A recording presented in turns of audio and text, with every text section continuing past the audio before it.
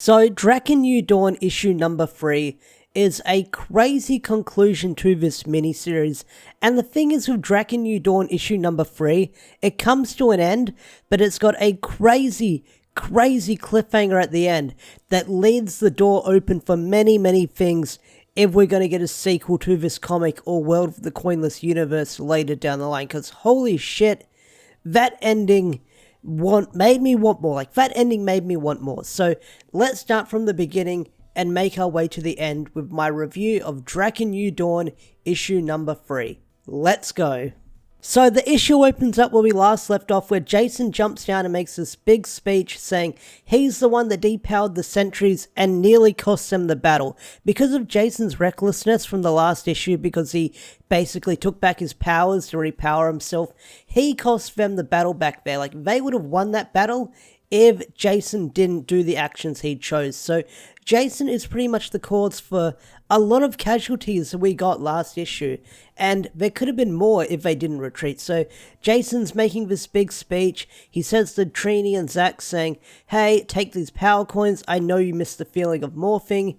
Do it. Things can go back to the way they were.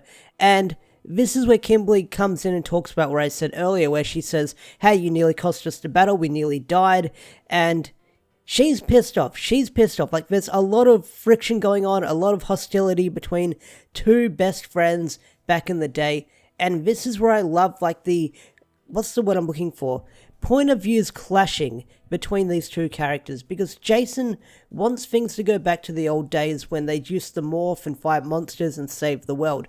And this is where, Jason has this view on what they use their powers for and what Kimberly believes in what Zordon taught them to do. So Jason believes that they got the powers to morph to defeat enemies like Scorpina, where he flips her over and nearly takes her out. But Kimberly interjects saying, hey, Zordon didn't give us these powers to kill people and slay monsters. He gave us these powers to protect people. So this is where we have Zach and Trini declining the offer to take back their power coins, and it's a really nice parallel thing we've got going on with the main comics right now, where Jason, Trini, and Zach, they're best buddies, they're the Omega Rangers. This is where you see them decline having the power coins back because they don't want to use them. And this is where Jason goes on this big spiel where he says, what the hell is wrong with you people? You put your faith in psychopaths like Scorpina, you misuse the coins and their energy. And Jason says, not everyone is worthy to wield their power, but why would you throw it away to make this world a better place? And this is where Jason goes, hey, if I had all 6 of these coins, I would have ended this war before it even began. And this is where Kim interrupts and saying, hey, do you know who you sound like right now? You kind of sound like Drakkon, because you're kind of sounding like Drakkon right now. And this is where Jason's in this big denial that he doesn't sound like him. And Kimberly makes this big speech over this big, awesome 2-page spread where you see the side of both their despair and suffering that both of them went through in Shattered Grid and before Shattered Grid. So Kimberly says, I'll give you the brief summation of this speech that Kimberly makes, but she says, Drakkon did horrible things to us and I'm hurting too. He left us massive scars, and even if we try to bandage up these scars and forget about them, they're not going to heal, because as much as you want to try and cover up the old wounds that Drakkon gave us and we're trying to hide, we're just creating new wounds and we're creating new scars that will never heal, and they won't go away. That's basically a brief version of the speech she gives, but this is where Jason comes to terms with everything going on. Kimberly removes the helmet from, saying, we need more than our trauma, we need each other. And this is where Jason has the helmet off him, he's crying. He comes to terms with what he's been doing and how he's been acting. And a lot of people in my comment section and viewers agree that Jason has been a massive dick ever since he came back in issue 2. And I agree. I don't agree with Jason's actions and what he's been doing in the comic recently, because Jason was kind of acting like a mini Drakkon, and that's kind of the effect that Drakkon has on characters like Jason we've seen, or people like Kia, where they want to change the world in their form. They want to take back what was taken from them, or make the world a different place, and they just turn into another version of Drakkon with how they want to shape the world. It's kind of crazy the effect that Drakkon has on these characters. So then Finster 5 comes rushing in saying, hey, we've got a bit of a problem. Ecliptor has grown several feet tall. And this is where they come up with a plan where they need to get the Lord Drakkon Zord. They have a plan with the diffuser that we saw in Deadlock back in issue 1 where Lord Drakkon was creating another Black Dragon Zord. So I'm going to explain Kimberly's plan the best way I can. So what they're going to use is the diffuser and the Black Dragon Cannon with the power coins to spread the power across to everyone alike into the city. They're going to spread the power with the coinless and the sentries so everyone can have it. And Kimberly makes this big speech where let me find it. I'm doing this live. Where she says, Drakkon believed the power should be only used for a certain people, and until this week, I agreed with him. But we were better than the coinless or the sentries just because Zordon chose us all those years ago. But now things are different, and now I understand it's the power of letting go.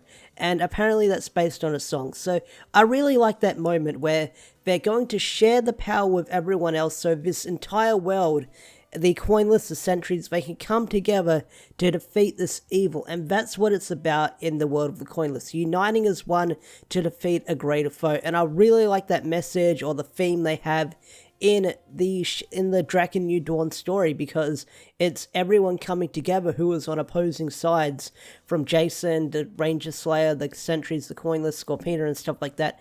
They're all coming together to fight a single foe that's endangering everyone.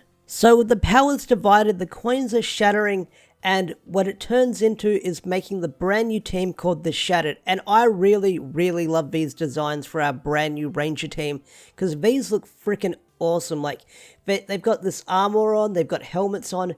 It's not Super Sentai-esque, it's very original and creative with these new designs. I mean, you even get to see Jason in his prison gear, but it's all decked out with the brand new, like, pink aura from all the different coins surrounding it. Well, like, so with these brand new outfits, they've got like red, pink, and yellow on there, and that's dividing everyone's color together in this single color scheme, and I really love it. Like, these outfits look freaking amazing, and I'm hoping we get some sort of different covers and figures with these costumes eventually, like I always say when we see something original with the comics. But these outfits look freaking great. I love the design. So they take the battle into the city, and it turns into this massive fight with Ecliptor, with a Shattered take on Ecliptor, and they eventually win. And it's a really awesome fight. Like, you see the Drakkon Zord, not the Drakkon Zord, the Zed Zord taking in a few punches. You have Bulk and Skull piloting the Zed Zord, which is really cool. I love seeing coinless Bulk and Skull together. They're always a blast ever since we saw them in Ranger Slayer.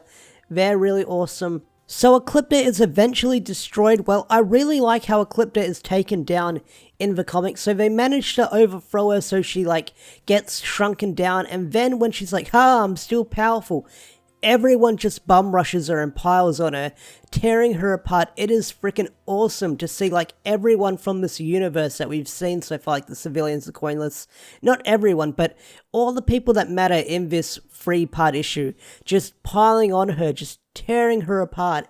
And she's defeated that way by the teamwork of everyone just dogpiling this menacing villain that we've had, which is overcome by everyone working together. So the final few pages of this comic is Kimberly making this big speech as Ecliptor's being dissected and everyone's rebuilding what was destroyed. You see a lot of people hugging and reconciling. The power coins are destroyed after them being shattered. And Kimberly makes this big speech saying, I know that Ecliptor was just a scout, the beginning of whatever you had planned for us, but we've dealt with a power-hungry madman before. He hurt us, took our greatest strengths, and used us against us. And we lost some people along the way, and some of us even lost ourselves, but we're starting to find our way back home. And this is a really powerful thing. And then it says, for the first time in a long time, for a while, I'm not scared. We don't have the Morphin coins and we don't have our Zords, but we've got each other. Because after everything, what we've been through, and after the things he did to us, the things we did to each other, we're still here. We may be shattered, but we're not broken. And then on the final page is where I was disappointed that this comic came to an end, because I wanted more after seeing this final page. So the final page ends with someone else landing on Earth, and there's a speech by Dark Spectre saying, tell me, Andros, has Ecliptor succeeded? And Andros says, "No, my lord, she has failed you for the last time, but no more. Andros will make you proud, Dark Spectre." Holy... Andros! A lot of people wondering where Andros was in the World of the Coinless universe. Now we know. Now we know. Now we fucking know. He's a general for Dark Spectre. How fucking topsy-turvy awesome is that? That, like, what's even cooler, you don't even have a good look of it, like, Andros in this comic. Like, you don't get a big close-up on him. Like, you see a wide shot of him, but he's, like, decked out in Quantron armor, which is really awesome as well. Like, he looks freaking awesome. Like, I want there to be a sequel to Drakkon New Dawn, or I want to see, like, World of the Coinless Andros so badly. So badly I want to see World of the Coinless Andros now, because that is some ending. Like, that is a big fucking tease to end on. Like, you have this really nice moment, and then you have this big cliffhanger. Like, holy crap. Like, that took the cake for me when reading Drakkon New Dawn. That was something. But anyway, that's Drakkon New Dawn issue number 3. Overall, I think this series was a great mini-series. Like, it was fun to read month to month, and I was curious where we would go from the beginning to the end. And now we're at the end. I just want to see more of this universe and see what happens next. So I'm really hoping they revisit the World of the Coinless eventually. Fingers crossed we will see, like, World of the Coinless Andros show up again, because I want that so badly now. But overall, I think this was a really good issue, really good epic battle. I loved everyone's morals and just questioning being challenged. I really liked that with the comic. Some really great character development with Kimberly, Jason, and stuff like that. Like, Scorpina and stuff like that. Like, I really loved seeing these characters in the World of the Coinless, and I really hope we visit them again. I think the writing was really good for this comic. Like, it had its moments where it felt a bit weak and weird in some points, but overall, I think if you read this back to back in, like, a single trade, this is going to be a really good read for you guys later down the line. So, Drakkon New Dawn, issue number 3, really freaking awesome, and I can't wait to see where it goes next and what's going to happen with this World of the Coinless. And I really hope they visit again, because oh boy, that ending. Oh boy, that ending. Anyway, folks, that's going to wrap up this Drakkon New Dawn issue number 3 review. Thank you so much for watching my Drakkon New Dawn reviews. I had a lot of fun reading this comic and reviewing it on the channel. So if you like what you see and like what you hear, be sure to hit that like button and subscribe button. Your support is greatly appreciated. I'll see you guys around. Peace out, take care, all that good stuff. Thank you so much for watching. Bye, guys.